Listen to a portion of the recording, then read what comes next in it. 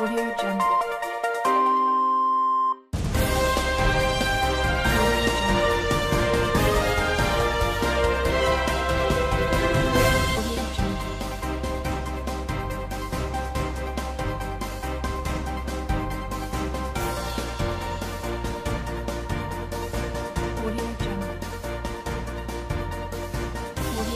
Information, they say, leads to innovation, and when you're not informed, you're automatically deformed.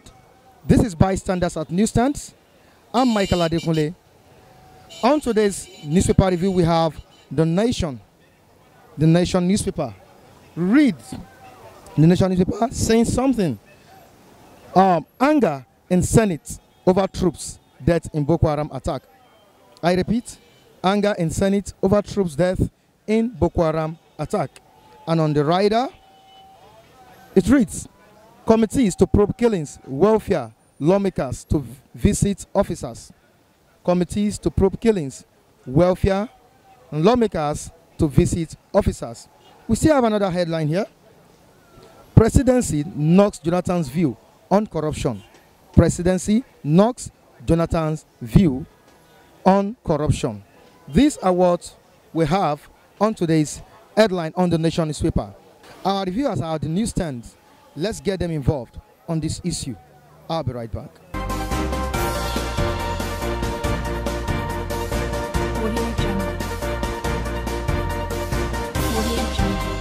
Anger in Senate over troops death in Boko Haram attack. And we still have another headline here. Presidency knocks Jonathan's view on corruption. 2 days ago, Jonathan was on the issue of corruption. Yeah. Talking about President Muhammadu Buhari, saying that his government has not performed up to the expectations of Nigerians. Now today, on The Nation, Presidency is knocking out Jonathan's view. What is your own perception on this? Well, first of all, you're asking for my view. I think everyone has a right to their own view, whether it's Jonathan or Buhari or anybody.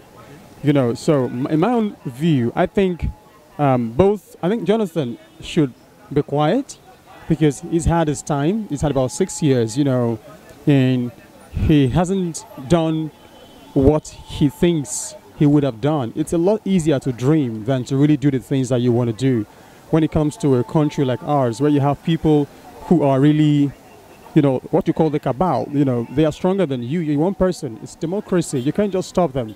They'll stop you with policies. They stop you with all kinds of things. So, and you can't expect also a Buhari to perform magic. I think that on both sides, they have both dreamed big, but they've realized that what they are dealing with is stronger than themselves as individuals. So I think that all the banters between presidency and ex-presidency is just a waste of Nigerians' time, because really, all the talks has not produced the results.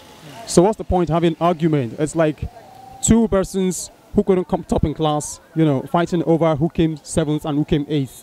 That's what it's about. It's not really about success. They're not talking policies that would change the economy.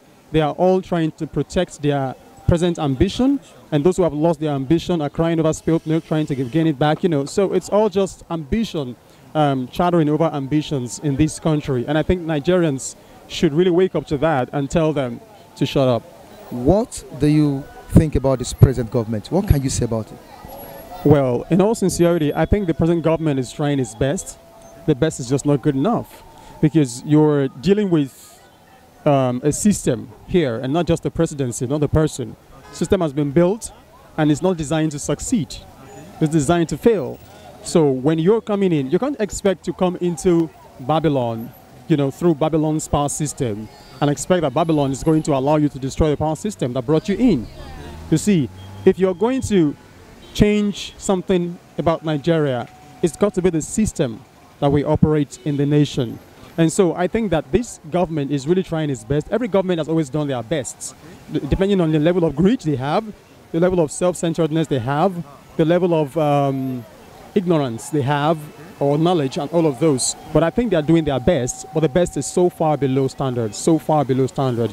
We could do a lot better with people who have ideas, who listen more, and we talk less to internationals because, another dimension is that the cabals are not Nigerians.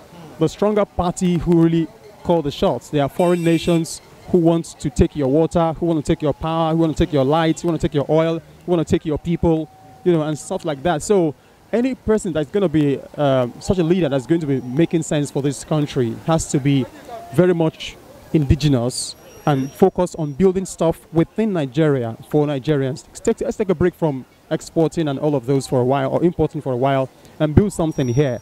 Build infrastructures and policies that allow young people to do what they do right now and succeed.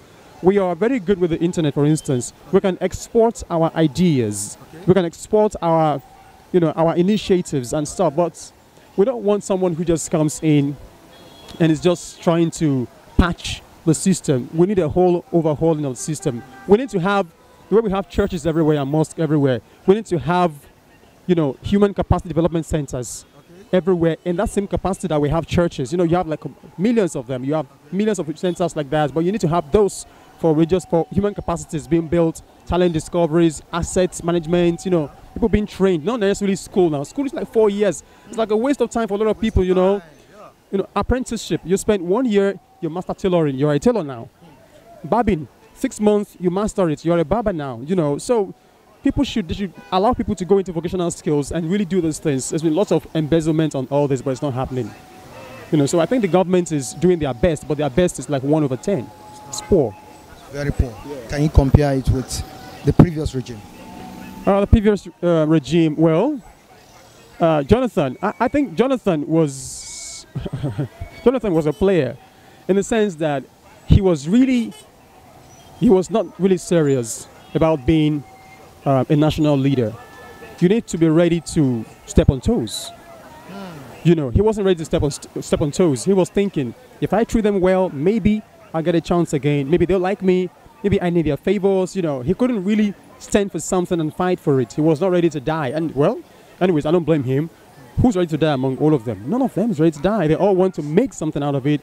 It's their opportunity to make money, take care of their families. I think Buhari is a lot more sincere than lots of them because he's less ambitious when it comes to making money than all the others. I'm not saying he's a saint. He's no way does not qualify to be called a saint, but he's less ambitious because he's not really their type when it comes to that kind of thinking. But Jonathan, well, I think Jonathan is lucky. He was lucky, but he misused the luck. There's nothing. I can't save him right now. Thank you.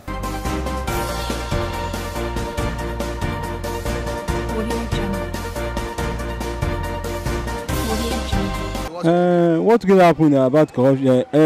People are saying that Jonathan didn't tackle corruption very well. But I want to point out one view. The case of Ibori, Jonathan single-handedly angry about Ibori to the Britain government. Yes. As if Ibori didn't spend any years there, 4 years in Britain's custody before he came back to Nigeria. Okay.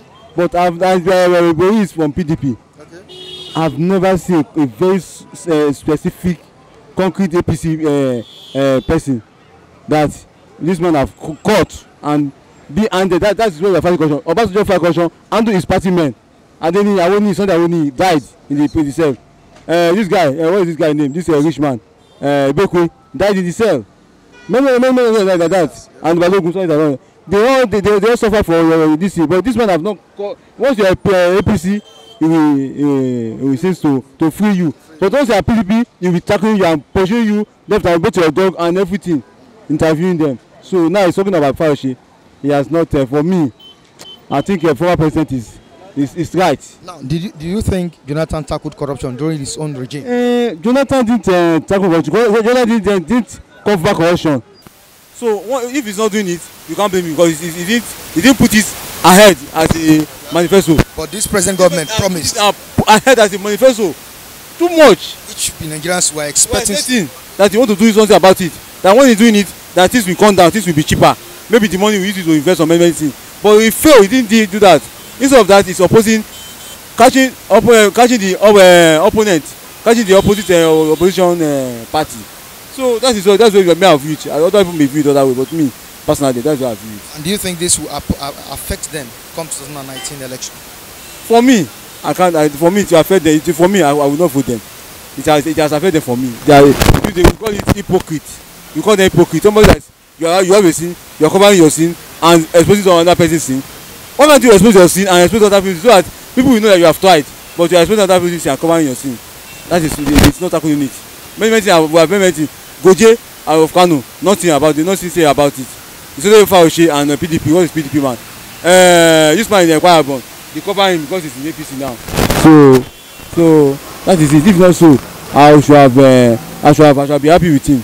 He has not, even the former President Obasanjo have done much. Even Yar'Adua, the 2 times he said, even arrest Obasanjo daughter, Obasanjo daughter, detain her for some times. But this one, they don't burn him to detain the Tinubu daughter or Tinubu or anybody. They don't burn him. He can't do it. They can't try it. Or if his own children or anybody. Look at Oshomole. Have you arrested Oshomole? Oshomole, all of them they are not clean, but it's because of their NDPC. And this stupid man that entered APC. I'm sorry for calling stupid. This Akwa Ibom man. Akpabio. Do you know why? Do you know how much he sold? That because of the money that he has to run the entire, because they expose him, they cut him $15 billion naira. They cover him because he wants to APC. How they cover him? That's why he's free. So I don't see the fighting corruption the way he's supposed to fight it. As regard the issue of corruption, during Jonathan era, I think I can say they were not really that serious with fighting corruption. Though there are some things that he has made to fight some of those that are trying to truncate the government through corruption. Okay. But in this present administration, I think this present administration is more even corrupt. More corrupt? Yes. In what sense? You see, the corruption they claim to be fighting, I think it's one-sided. Where you see some politicians, they campaign from PDP to APC for the sake of being exonerating themselves from being persecuted. Okay. And you see them actually being secured. It's like, yes. They are hiding under the umbrella of APC. And meanwhile, when you trace them back in their days in PDP, they were even the one that were actually polluting the Jonathan's government. Yes. They were the cabals. Yes, I think they are part of the cabals that were looting this money. So when there was change of government, APC taking over from PDP, you see some of them decamping from the PDP. So the ruling party? Yes. So in order to have this kind of protection, and the APC government, they are actually protecting some of them. And what's the reason? I think the reason is, this Buhari is now coming out for second term, and they need more people, they need more weight, political strong platform to defeat any opposition. So in other words, I think that is one of the major reasons that they are protecting them from, so that when they are there, when they have these numbers of political gladiators who were political thieves during Jonathan administration, so when they have these numbers, so they have this money to spend and to win people somehow. So that is my own view. And if you still go to Abuja, you will see that if you looking at the structures on ground, if you go to East, you know that nothing is happening there. Nothing is happening there. I've been there and I see that there is no effect of this administration there, even in the South. With all the projects going on? I'm not seeing anyone. I've been to this Enugu Road. Then the project there, I think, is politically motivated, because you cannot tell me that you continue to do a road that is even less than, that is not up to 4 kilometers. You take years to do that. Even the Aba Road is even stagnant at the moment. So what are you doing? It doesn't make sense to me. And I see some kind of bias, ethnic bias within this administration, which is not that right. Jonathan's administration and this present administration, which one do you think is better generally? Generally, I would prefer Jonathan's administration, because During Jonathan administration, people were actually complaining. The government is bad. The government is bad. Yes, people are actually complaining, but they are still things are easier compared to this present administration. People lost more jobs now.